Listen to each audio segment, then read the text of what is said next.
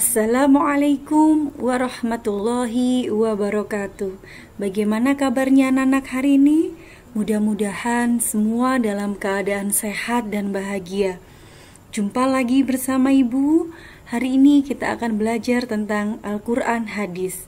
Sebelum kita lanjutkan, mari kita awali dulu dengan membaca basmalah bersama-sama. Bismillahirrahmanirrahim.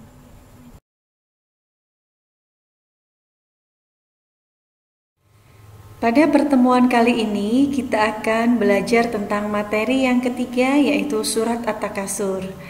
Ada 4 hal yang akan kita pelajari bersama hari ini anak-anak. Yang pertama yaitu membaca surat At-Takasur. Yang kedua asbabun nuzul surat At-Takasur. Yang ketiga menghafal bacaan dan juga arti dari surat At-Takasur. Dan yang keempat kandungan surat At-Takasur. Kita lanjut dengan yang membaca yuk. Membaca surat At-Takasur. Kita awali dulu dengan ta'awudz yuk. A'udzu billahi minasyaitonir rajim. Bismillahirrahmanirrahim. Alhaakumut takatsur hatta zurtumul maqabir. Kalla sawfa ta'lamun. ثم كلا سوف تعلمون كلا لو تعلمون علم اليقين لترون الجحيم ثم لترونها عين اليقين ثم لتسألن يومئذ عن النعيم صدق الله العظيم.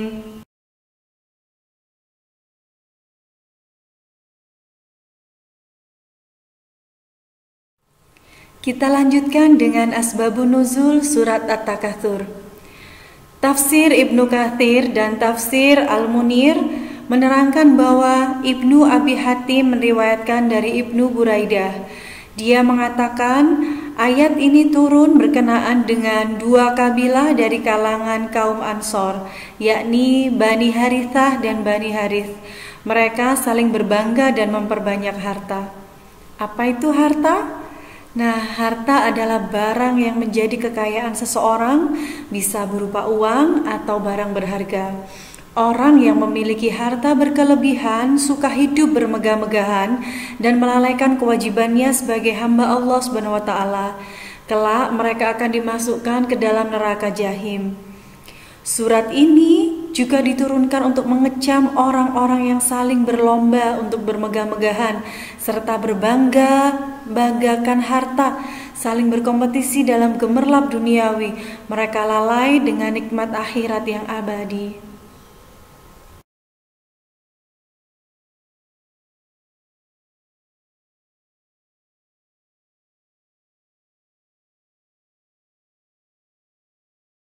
Masih di asbabun nuzul surat At-Takasur. Surat At-Takasur adalah surat ke-102 di dalam Al-Quran.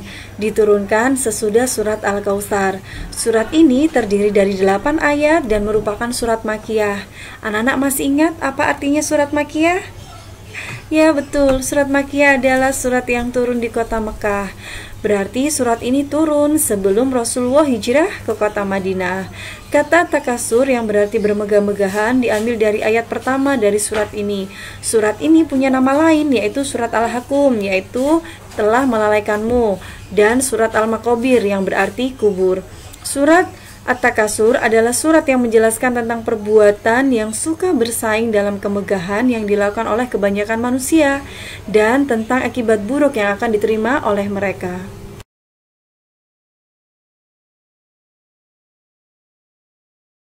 Anak-anak, kita lanjutkan dengan menghafal bacaan dan juga arti dari surat At-Takasur. Ibu awali dengan membaca basmalah dulu. Bismillahirrahmanirrahim.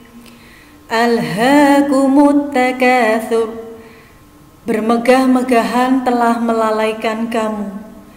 Hatta zurtumul maqabir, sampai kamu masuk ke dalam kubur.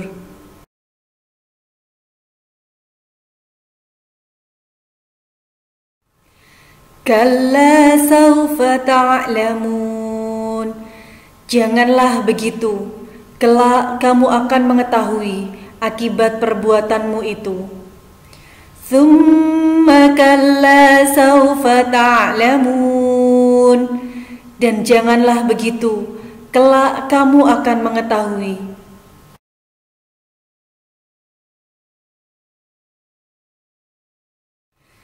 Kalla law ta'lamuna ilmal yaqin, janganlah begitu jika kamu mengetahui dengan pengetahuan yang yakin.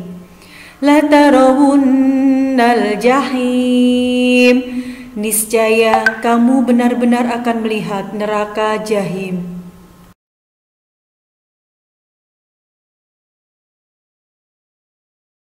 Tsumma la tarawunnaha 'ainal yaqin, dan sesungguhnya kamu benar-benar akan melihat dengan ainul yakin.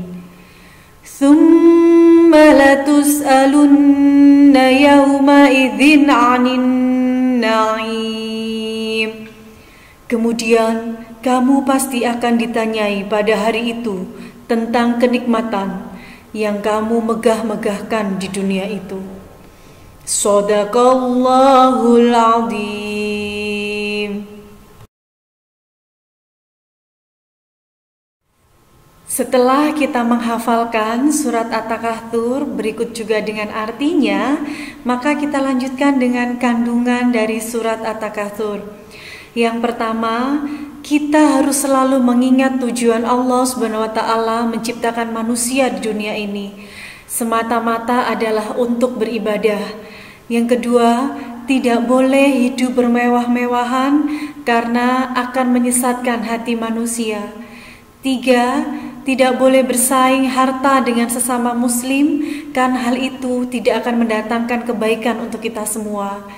Yang keempat, harus bersifat dermawan karena harta tersebut adalah karunia dari Allah Subhanahu wa taala, sehingga kita tidak boleh sombong atau bahkan merendahkan orang lain.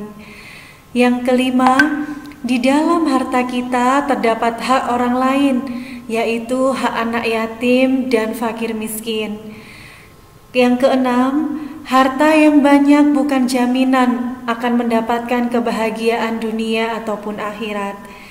7. Orang yang kaya sesungguhnya bukanlah kaya hartanya, melainkan kaya hati dan jiwanya. 8. Selalu mengingatkan kita akan kematian dan juga hari akhir.